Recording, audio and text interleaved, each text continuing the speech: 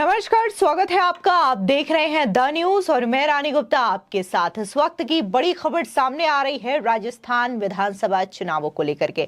आपको बता दें कि अभी कुछ दिनों पहले ही कांग्रेस अध्यक्ष मल्लिकार्जुन खड़गे ने ये कहा था कि वो लोकसभा चुनाव भी जीतेंगे और साथ ही राजस्थान का चुनाव भी जीतेंगे, जिसके बाद केंद्रीय मंत्री और बीजेपी नेता गजेंद्र सिंह शेखावत ने बड़ा पलटवार किया और उन्होंने ये कहा है कि जिस तरीके से वादे और दावे उन्होंने किए हैं सब खोखले हैं और राजस्थान में क्या 2024 में भी बीजेपी की सरकार प्रचंड बहुमत के साथ आएगी और कांग्रेस का समूल जो है खात्मा होगा। इस तरीके से बयान दिया गया है। इसी के साथ ही आपको बता दें कि लगातार राजस्थान की सियासत इस वक्त सुर्खियों में बनी हुई है। इस बीच बीजेपी नेता अमित मालवीय ने यह दावा किया है कि अब तो जो कांग्रेस के नेता हैं वो भी ये मानते हैं कि कांग्रेस प्रधानमंत्री मोदी के सामने कितना भी जतन कर ले लेकिन वो सरकार में नहीं आने वाली, सत्ता में नहीं आने वाली और अगली बार यानी कि 2024 में भी देश के प्रधानमंत्री नरेंद्र मोदी ही होंगे, भले ही कांग्रेस कितना भी कुछ कर ले। ये कोई और नहीं बल्कि खुद एक कांग्रेस के नेता बोल रहे हैं। आपको बता दें, दरअसल कांग्रेस अध्यक्ष मल्लिकार्जुन खड़गे के राजस्थान चुनाव और लोकसभा चुनाव जीतने के बयान पर केंद्रीय मंत्री और बीजेपी नेता गजेंद्र सिंह शेखावत ने जमकर निशाना साधा और उन्होंने कहा कि चुनाव के समय देश की सबसे पुरानी पार्टी के तथाकथित यानी कि सो कॉल्ड सबसे बड़े नेता का इस तरीके के बयान देना स्वाभाविक है। इसी तरीके के बयान 2019 और 2014 के लोकसभा चुनाव से पहले भी पार्टी के कई बड़े नेताओं ने दिए थे, लेकिन अंजाम क्या हुआ। लेकिन शायद मल्लिकार्जुन खड़गे को राजस्थान की जमीनी हकीकत बताई नहीं गई है या फिर उन्होंने इसे जानने की कोशिश तक नहीं की है। अगर राजस्थान की धरती पर हाथ रखकर देखें तो एक एक धड़कन ये सुनाई देगी कि कांग्रेस पार्टी समूल रूप से जा रही है और बीजेपी प्रचंड बहुमत से आ रही है। सुनिए किस तरीके से गजेंद्र सिंह शेखावत न सिर्फ मल्लिकार्जुन खड़गे पर हमलावर नजर आ रहे हैं बल्कि पूरी कांग्रेस पार्टी पर भी उन्होंने जमकर हमला बोला। देखिए, किसी चुनाव के समर में देश की सबसे पुरानी पॉलिटिकल पार्टी के तथाकथित सबसे बड़े नेता, so called, he is not but he can be considered, उनका इस तरह का बयान देना ये स्वाभाविक सा स्टेटमेंट है। इसी तरह के स्टेटमेंट वो 2019 के चुनाव से पहले भी लोकसभा के चुनाव के पहले भी दे रहे थे। वो और उनकी पार्टी के बड़े बड़े नेता सभी लोग मिलकर के दे रहे थे। इसी तरह के चुनाव 2014 के चुनाव से पहले भी इसी तरह के स्टेटमेंट दे रहे थे। लेकिन धरातल की हकीकत शायद या तो खड़गे साहब को राजस्थान की बताई नहीं गई है और या उन्होंने जानने की कोशिश नहीं की है, वरना थोड़ा सा भी अगर जमीन पर हाथ रख करके देखते तो जमीन की धड़कन सुनाई देती कि अब की बार कांग्रेस पार्टी समूल रूप से जा रही है और प्रचंड बहुमत के साथ में भारतीय जनता पार्टी आ रही है। आपको बता दें, दरअसल कांग्रेस अध्यक्ष मल्लिकार्जुन खड़गे ने लाल डायरी का जिक्र करते हुए अपने राजस्थान के चुनावी दौरे के दौरान कहा था कि पीएम ने अपने दौरे में बोला था कि लाल डायरी में क्या लिखा है बताऊंगा, लेकिन अब वो लाल डायरी की बात नहीं करते। खड़गे ने कहा कि लाल डायरी में लिखा है कि राजस्थान में गहलोत सरकार फिर से आने वाली है और यही लिखा है लाल डायरी में। आपको बता दें कि कांग्रेस अध्यक्ष मल्लिकार्जुन खड़गे ने राजस्थान में कांग्रेस की सत्ता में वापसी का दावा भी किया।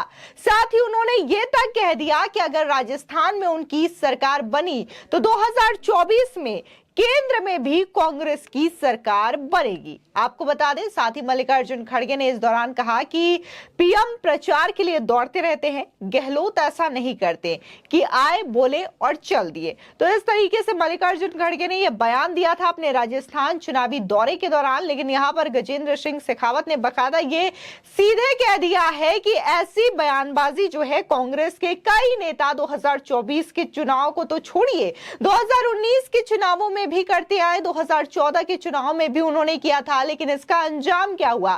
केंद्र में बीजेपी की सरकार बनी, प्रधानमंत्री मोदी बने और फिर से यही चीजें देखने को मिलेगी। इस बार भी कांग्रेस जो है वो समक्ष नहीं आने वाली है और बीजेपी प्रचंड बहुमत के साथ अपनी सरकार बनाएगी।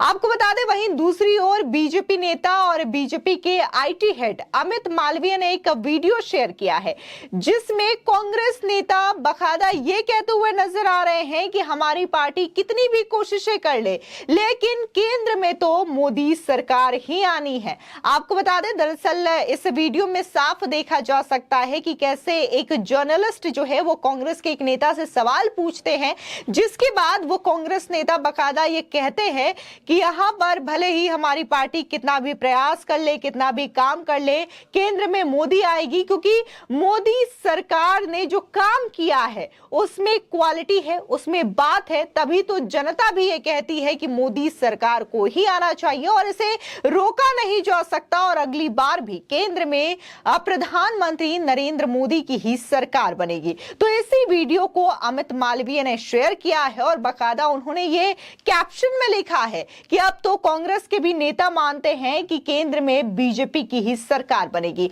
आपको बता दें, दरअसल गहलोत और पायलट के बीच की लड़ाई को लेकर यह बात तो सियासत में पहले से तय मानी जा रही थी कि जब भी विधानसभा चुनाव नजदीक आएंगे, कांग्रेस में टिकट वितरण में एक बार फिर से दोनों नेताओं के बीच टकराव देखने को मिलेगा, जो सच भी साबित हुआ। आपको बता दें कि इस स्थिति में कांग्रेस हाईकमान भी उम्मीदवारों की लिस्ट के लिए कोई निर्णय नहीं ले पाया है।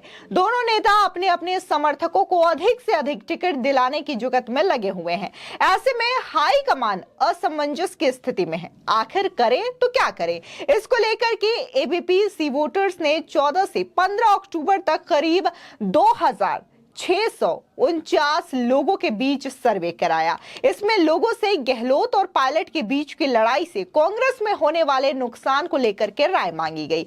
बता दें कि गहलोत और पायलट के बीच की लड़ाई को लेकर के एबीपी सी वोटर्स सर्वे में जो खुलासा हुआ वो जाहिर तौर पर हैरान करने वाला है और ये कांग्रेस के लिए काफी ज्यादा चिंताजनक का विषय है। इस सर्वे रिपोर्ट में लोगों ने जो अपनी राय दी है उसमें दोनों नेताओं की लड़ाई से कांग्रेस को काफी ज्यादा नुकसान बताया गया है। देखिए, सर्वे रिपोर्ट में करीब 53% लोगों ने कहा है कि इस लड़ाई से कांग्रेस को नुकसान होगा, वहीं 16% लोगों ने यह कहा है कि इस लड़ाई से नुकसान होगा। इसी के साथ ही कुल मिलाकर सर्वे में 69% लोगों ने कांग्रेस को नुकसान बताया है। बता दें कि गहलोत और पायलट के बीच की लड़ाई को लेकर के एबीपी सी वोटर्स की सर्वे रिपोर्ट आई, जिसमें कि लोगों ने अपनी राय रखी। 53% लोगों ने जिस तरीके से ये कहा है, जाहिर तौर पर इससे कांग्रेस की टेंशन बढ़नी लाजमी है, क्योंकि ये कई सालों से देखने को मिल रहा है कि वहां पर कैसे अशोक गहलोत और सचिन पायलट के बीच में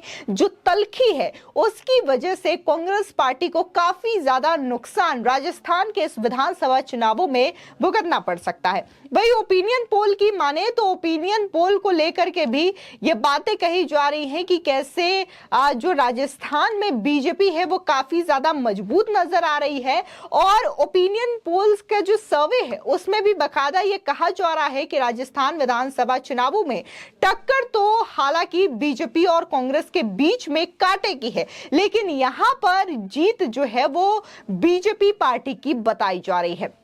जाहिर तौर पर पिछले समय देखने को मिला था कि कैसे भले ही सत्ता में कांग्रेस पार्टी आ गई, लेकिन इसके बावजूद जिस तरीके से सत्ता को लेकर के लड़ाई चली, मुख्यमंत्री पद को लेकर के लड़ाई चली, ये किसी से छिपी नहीं है और इस चीज को लेकर के कैसे राजस्थान में कांग्रेस टूटने की कगार पर आ गई, ये भी सभी ने देखा। और अभी भी अगर बात हम सचिन पायलट या फिर अशोक गहलोत के बीच की तल्खी की करें तो ये अभी भी सुलझा नहीं है। ऐसे में दोनों ही नेता अपने अपने समर्थकों और अपने अपने ओर से किए गए उम्मीदवारों के टिकट और उनके नामों को लेकर के असमंजस में पड़े हुए हैं और अधिक से अधिक अपने समर्थकों को टिकट दिलाना चाहते हैं, जिसकी वजह से कांग्रेस हाईकमान में भी टेंशन बनी हुई है, जिसको लेकर के यही कहा जा रहा है कि टिकट को लेकर के काफी ज्यादा देरी की जा रही है। फिलहाल इस पूरे मामले को लेकर के आपकी क्या राय है, हमारे कॉमेंट सेक्शन में जरूर बताएं। धन्यवाद।